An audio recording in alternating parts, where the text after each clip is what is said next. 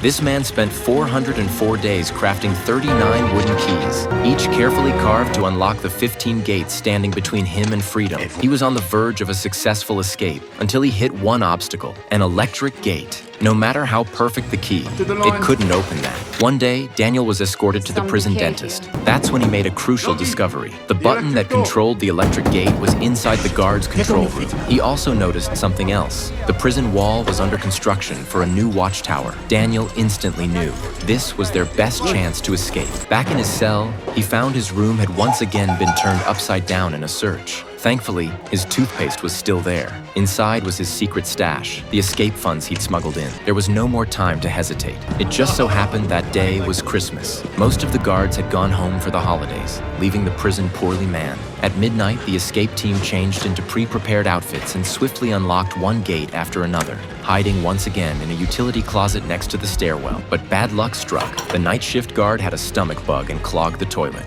Looking for a plunger, he started heading straight for the utility closet. He was getting closer. Upstairs, an older bald inmate noticed the guard hadn't made his usual patrol round and sensed something was wrong. Thinking fast, he smashed the light bulb in his cell, triggering a power outage in the block. The other inmates joined in, shouting and causing chaos, just enough to pull the guard's attention away. Thanks to their fellow inmates' quick thinking, Daniel and his team avoided disaster once again. They slipped out of the supply closet and continued unlocking gate after gate, drawing closer to freedom. Finally, they reached the electric gate. Robert stepped up, risking everything to sneak back to the guard room and press the button. Thankfully, the gate opened, and Robert returned safely. Now, only one final barrier stood in their way, one Daniel had never tested before. He took out his first key.